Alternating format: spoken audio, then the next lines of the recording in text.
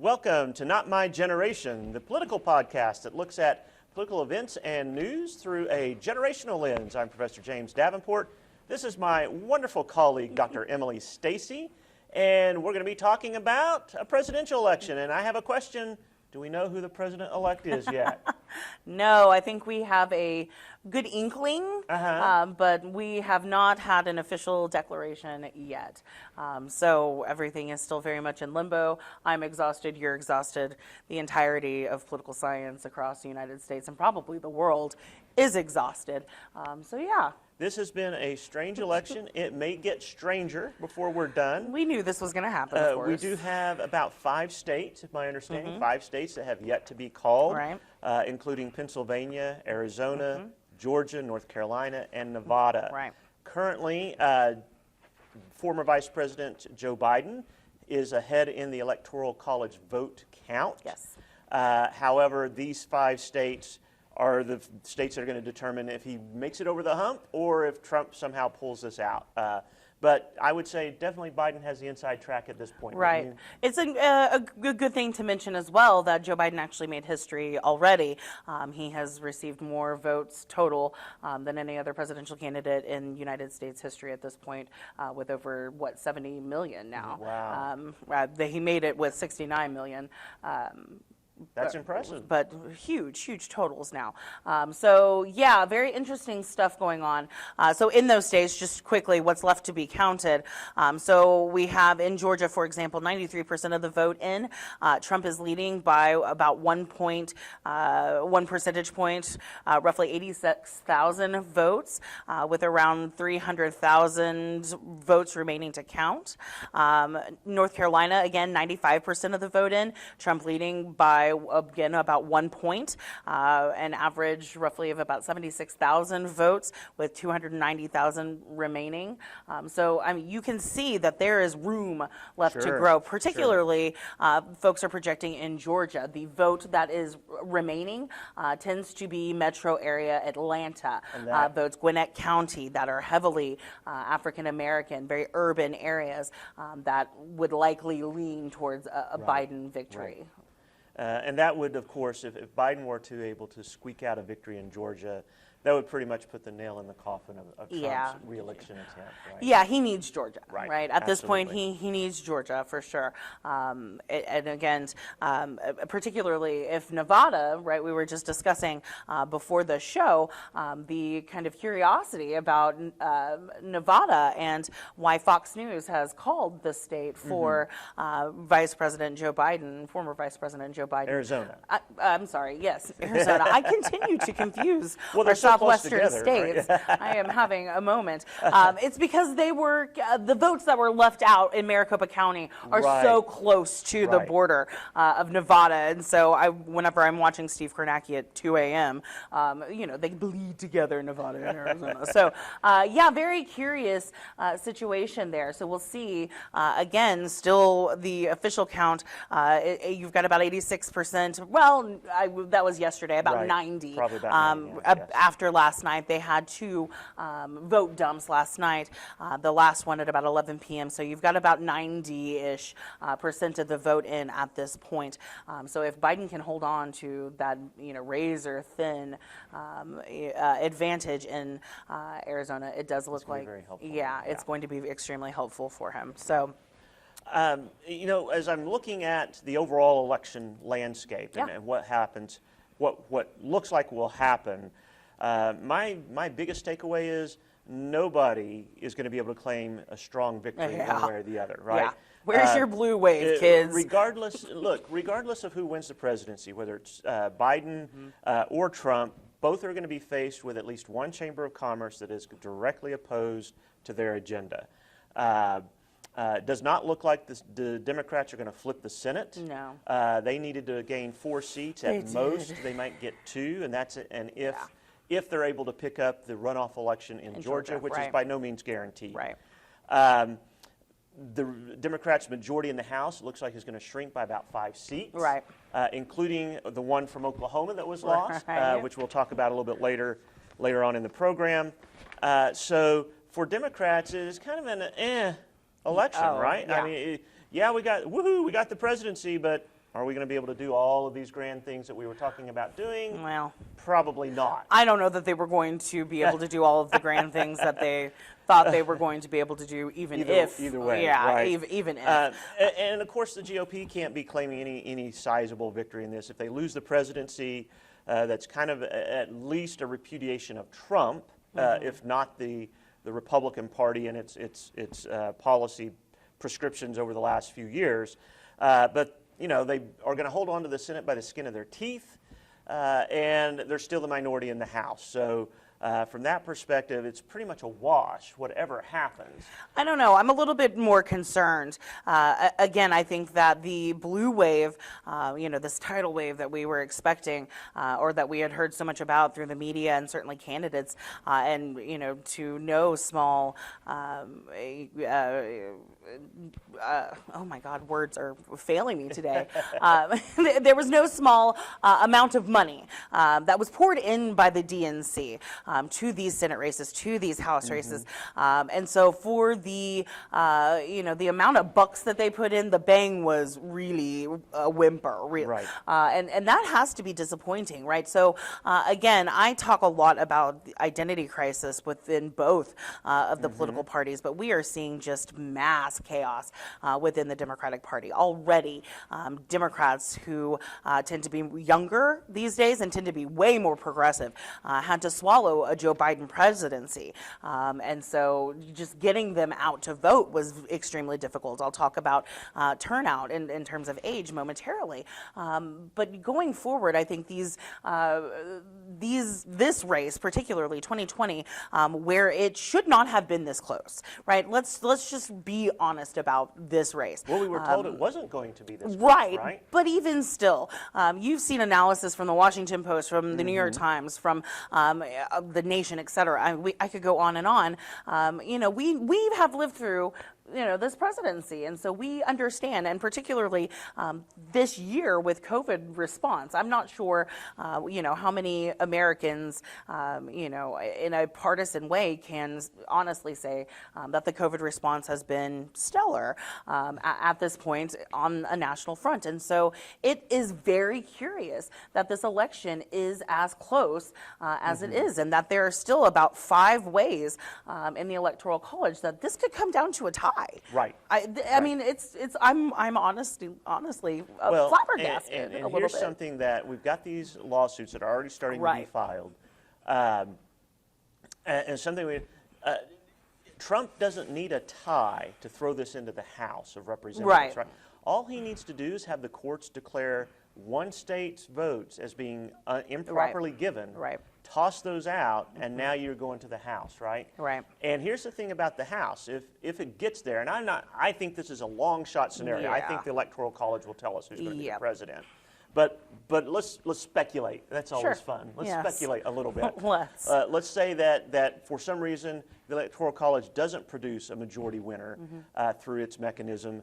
It goes to the House. The House will vote by state delegation, not individual members casting an individual vote. Right. In the House, currently, Republicans control 26 state delegations. Democrats control 23, and Pennsylvania is evenly split, meaning, and I don't think the congressional elections are going to change that makeup, meaning the Republicans control a majority of state delegations and could still elect him through that mechanism. So that's, and again, from a political science, that would be a fascinating process to watch. However, I don't think it's realistic. I think, and I think anybody who's hoping that we've got a way of getting, I think you're hoping against hope in that situation. Yeah, I agree. I think that the legal route is not going to produce anything that is going to change the Electoral College vote when it all is said and done on either side. No matter who is launching the attack. Let me give one more comment, and then I want to hear some of the numbers that you come up with your exit polling data here. Something that I think is really important as we move forward, whoever becomes president, is I don't think either side coming from this election feels any pressure to compromise with the other. Yeah. I think they're entrenched. They view this as we pushed back against the tide against us one way or the other. We're still here. We're going to dig in further, and we're going to push harder and neither side has any motivation to compromise with the other. I'll agree with that. And I, honest to God, really think that Joe Biden has a debt. I think that his policies have been sold as, Joe Biden nice and centrist. However, I think Joe Biden owes a great debt to the Bernie Sanders AOC progressive wing of the Democratic Party for getting him elected. And I think that he will put out some policies in the first 100 days that are to show thanks and to try to repay that particular wing. And so I'm not really sure that this is going to be such a kind of bland presidency. I think that, as you said, there's no reason to compromise at this point. And I think that Joe Biden, again, he owes somebody something for this. And if Republicans retain control of the Senate, those things will all die. Oh, in yes, the Senate, absolutely right? they will, right? So we'll be another president issuing a bunch of executive orders. Yep, exactly, right. Yeah. Which, by the way, is a horrible way to try to replace legislation. Absolutely. Doesn't work nearly as well. No. You got some exit polling data that you I wanted to share. do. I do. Pretty interesting stuff.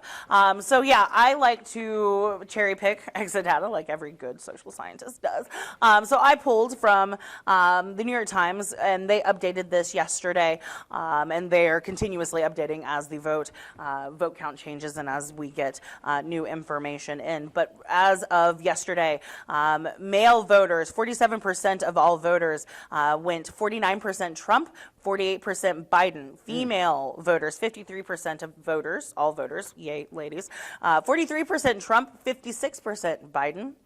White voters account for 65% of all voters. They went 57% Trump, 42% Biden. Black voters accounted for 12% of voters, which is lower than I expected. I'll get to that momentarily. 12% Trump, 87% Biden. So that was kind of a wash there. Latinos accounted for 13% of all voters and went 32% Trump, 66% Biden. Asian, 3% of the vote total, 31% Trump, 63% Biden, and then all others for other backgrounds, 6% of all total voters went 40% Trump, 58% Biden. So some interesting numbers there, really in terms of the male vote, 49 to 48%. Right. I would have expected for the male vote to skew higher for Donald Trump. I think that was the expectation. Now you did mention, so if you look at white males, that was sizably for Trump. Right. But yeah, I think just the male vote in general, I think was an expectation that would be much more sizable for Trump than what we saw. Agree. So, yeah. So age, I think age is, of course, we talk a lot about age. I've got age, college grad. I cherry picked the best one. So age, 18 to 29 percenters. So again, 2020 was supposed to be the year of the first-time voter, right? The year that these kids come out and vote. So you've got 18 to 29-year-olds accounting for 17% of voters. 35%. Right, I know. 35% Trump, 62% Biden. No shock there. 30 to 44, 24% of the total voting population. 45% went to Trump, 52% to Biden. This is where things get interesting for me. Ages 45 to 64 account for 38% of the vote. This is the largest chunk of voters. 49% went to Trump, 50% to Biden. Woo, right. Close, and kind of leaning Biden in that right. group. Right. I would wonder, because that's your generation, that is my friend. Yeah. I will have some questions for you about that. And then 65 and over, 22% of the total voting population. 51% Trump, 48% Biden. So again, very close split there. Yeah, a lot closer than what I think was expected. And I think, some takeaways, since you did not see Republicans losing mass seats in Congress, right, along with Trump losing what it looks like is going to be losing the presidency, I think this was a lot of people who just were tired of the circus. Yeah, agree. Yes, they might like some of these policies. but they don't like Trump. And I think that's what you're seeing here is it's time to get someone who's going to act more adult in the White House. Is my takeaway on that. Right. Because those numbers, Trump should have been I know they were expecting much higher percentages in that older age group with the male vote. It should have been. Probably in my age group too, they were expecting a better your performance age group. with my age group as well. I was really not surprised about 65 and plus, only because of the pandemic response. And the many times that Trump has kind of diminished the role of seniors and kind of placed the economy, prioritized the economy over the welfare of senior citizens and health care, et cetera, access to health care and prescriptions, et cetera. Interesting numbers for us, higher education, right? So here is the yummy stuff for Professor Davenport and I. So college graduates, 44% of voters went 42% Trump, 55% Biden. Okay, so that's college graduates. That actually might be a little bit low for Biden than what we might have expected. Totally agree. No college degree, 56% of voters, 49% Trump, 49% Biden. Wow. Okay, so that is a change from 2016. Huge change. Yes. That's a huge change. We were seeing, in 2016, Trump really ran like up 64, the vote. I mean, he was up there. With non-college graduates. So that one was a shock to me. White college graduates, 31% of voters went, again, 49% Trump, 49% Biden. White non-college grads, 34% of the vote. Here is where I think we would see it. 64% Trump, 35% Biden. Right. So again, that's pretty interesting. Yeah. So non-white college grads, 13% of the vote, as you would expect, 27% Trump, 71% Biden. And then non-white, non-college graduates accounted for 22% of voters, 26% Trump, 72% Biden. Wow. Yeah. So that's a big gap there. So yeah. Yes. So we're again, and one of the things I'll point out is some of the narrowness of some of these brackets, right? That weren't necessarily expected, and what that means is that we're kind of a divided nation in a lot of ways. Right. Right. Here's another good one. Married. Right? Ooh. Yeah, households. You saw a lot of divided households this year. CBS, if you watched the last 60 Minutes before the election, they profiled a couple of different married couples who were voting differently, right? Just a very divisive election, a lot like 2016. So married folks accounted for 60% of voters, 54% Trump, 44% Biden. Not married, 44%, 40% Trump, 57% Biden. Interesting. So married folks were more likely to vote for Trump, unmarried folks more likely to vote for Biden. I won't give you income, but the one I do want is the first-time voters, because again, it just highlights just how sad I am. Because I want you kids to participate. It is so important that you recognize your role in your democracy and its sustainability and its viability. Please, kids, go vote, get registered. So the numbers on first-time voters, again, woeful. Yes, I'm a first-time voter. 13% of voters went 32% Trump, 66% Biden. And then no, I am not a first-time voter. 87% of voters went 49% Trump, 50% Biden. Wow. So I mean, we are going to have to clean up a lot of things in this country. On the issues, I think this is important as well. The only issue that Trump beat Biden on was the economy, 82% to 17%, and as well as crime and safety. I'm sorry. So the only two issues were the economy and then crime and safety. Trump bested Biden 71% to 28%. But on racial inequality, 91% Biden. The pandemic, 82% Biden, and healthcare policy, 63% Biden. The majority overwhelmingly sided with the Democratic candidate. So you have, in this particular election, the economy kind of taken a back seat to some of these other issues, right? Yeah, which is, sometimes you see that occur, but I don't know that how much people were, so much of that's so intertwined, right? I was going to say. Much of the problem with the economy is related to the COVID, pandemic, right? absolutely. So, I think you see there, some people saying, if if we'd handled the pandemic a little bit better, the economy would be doing Right. a little bit better, or would not have been harmed as much. So. Right. A lot of stuff going on there. That's good Yeah, information. I know, right? Right. You just eat, and we'll be eating these Oh, exit poll yes. numbers for Oh, a yes. very long time. I'm very excited for the U.S. election project too. He has been early. He was the Michael McDonald professor out of the University of Florida. Has been the one who has been collecting early voting data that everybody has been eating up this entire election season. Now he's shifting his focus to exit polling data. So those statistics will be rolling out through the next month Right. or so, and so you will have very nerdy folks like And- myself retweeting And, lots of things. and both parties will be looking at that, pouring through that too, They trying to should be. figure out what What's do we need to next? do to better our message or to improve our standing with the public. Yeah.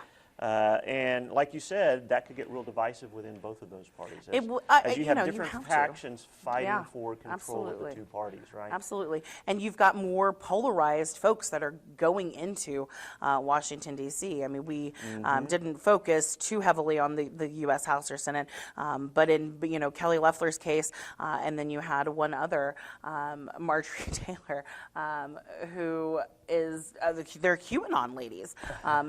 They belong to the QAnon conspiracy theory group and organization, and one And now has they're going to be voting in Congress. well, one is, and then one is likely to after the Georgia special election runoff. But we'll see about that. Yeah. It's a very interesting world that we live in now, and then of course that is coming in 2021. Well, let's talk about some stuff at the state level here in Yeah. Oklahoma. And let me start off by saying, if the national elections were somewhat disappointing for Democrats, the state elections were just devastating to the Yeah. Democrat Party in the state of Oklahoma. Yeah. They lost their only congressional seat that they'd had in the state, that being Representative Horn, who held CD5, who went down to State Senator Stephanie Bice. This was a race that everybody was watching. Yeah. Everybody thought was going to be close. It was relatively close, was. but Bice ended up pulling out, I think about 52-48 is what the end result there was. And there was a ton of money poured Yeah. into this race on both Absolutely. sides. But she loses, Representative Horn loses that seat.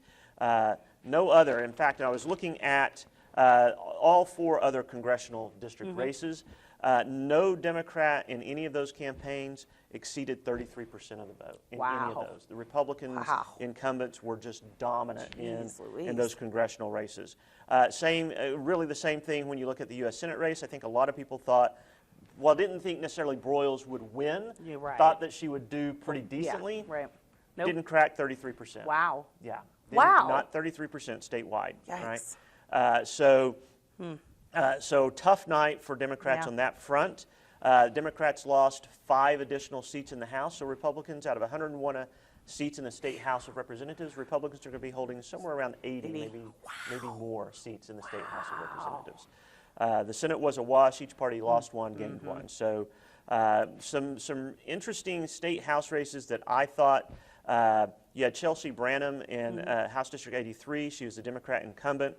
This had been pretty much a Republican district, and she ends up losing that seat to Eric Roberts, the Republican, narrowly, but lost it. She initially was elected in 2018. Andy Fugate, who is my state representative and represents the Del City, Southeast Oklahoma City area, he won his. He's a Democrat incumbent, so he'll be one of the few remaining Democrats in the state House. Wow.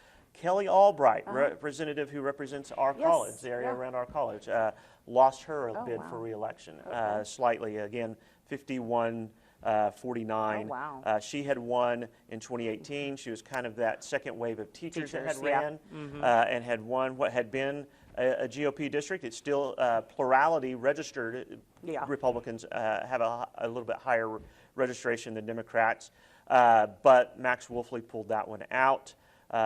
And then we had 2 state questions on the ballot. Both went down in flames. Yes, they did. I was surprised. I was, number one, surprised that they both went down as severely as they did. Yeah. I was especially surprised at state question 805. I was too, shocked, This was in riding fact. on the tailwinds of some of the other criminal justice reform measures that Yeah. have been approved by Right. voters. And I kind of had a feeling this would go by. I thought it Same. might be narrow, but it would go by. Yeah. 61% of voters said no, Yeah. didn't want to do that. I was shocked. I was too, especially with how much we heard about yes, yes, yes on 805. They ran a big campaign very early in the season, and the no campaign really just came in Last like week. a lion, Yeah. in the last week or two of the race, and really were able to just take it. I was shocked by this, to be honest. I was state question 814, which would have readjusted the way Nah. the TSET funding wasn't surprised that Nah. that one was rejected. I was surprised again at the margin, but I didn't see a whole lot back and forth on this. I didn't see a lot No. of advertising one way or the No, other. I didn't either, but I think the And- Oklahomans are tired of the redistribution. Well, I think there's that, and I also think there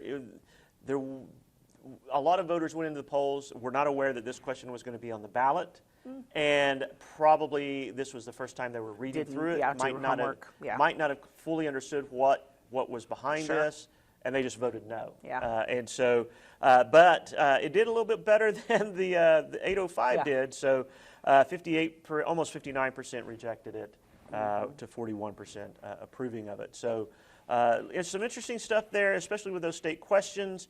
Democrats are going to have to be scratching their heads. How do they become a competitive party again in this state? Yeah. And I don't know what the answer to that is. They again had a major statewide office, one of the Corporation Commission race, where Democrats Yeah. did not even field a candidate. Right. By the way, Libertarians should be sending them thank you notes for that, because Libertarians did, and because their candidate got over the minimum of 2.5%, they get to stay on the ballot for another couple of years. Yeah. So. Libertarians, all go out and thank your Democrat friends for failing to send a candidate out in that race. But yeah, I mean, Democrats here in the state really now, this may be the low point. We may see some things turning. Yeah. Oklahoma County, if you look at the Oklahoma County numbers in these Yeah. races, a lot tighter. Kendra Very Horn much won so. Oklahoma County by a very narrow margin, Yep. not enough to overcome her losses in Seminole and Pottawatomie counties, but she won Oklahoma County. Broyles got within a percentage point of Inhofe in Oklahoma County. Right. And in fact, Biden got within a point of yeah. Trump in Oklahoma County. So Oklahoma County is the county right now that is trending to become more competitive, more purplish in how people are voting in this county. That's following kind of a national trend where we see Yeah. the urban areas increasingly become more Democratic, your Right. rural areas becoming more Republican. So. But statewide, Republicans are very dominant, Yeah. and that doesn't look to be going away anytime soon. Agreed. Any final thoughts you got for us? Hopefully, by the time we see you next week, we'll have a president-elect. That would be nice. It would be nice to not have, this complete uncertainty all the time. I would like to get rid of this knot in the pit of my stomach. It would be good. Well, we will be back with you. We'll let you know if we do have a president-elect. Maybe we'll speculate about what that will mean. And one thing you should take away from all of this is you need to vote. If you Yes. want your voice heard, if you want to have an impact on who gets elected, not just to the presidency, but to all of these other offices that people were voting on, you need to get out there and vote as well. And that's the big takeaway you should have from all of this going on. Amen. I'm Professor James Davenport. I'm Dr. Emily Stacey. We will see you next time. If you want to suggest a program to us or reach out and give us a comment or a question, you can reach us at NotMyGeneration@raider.rose.edu. We'll see you next time.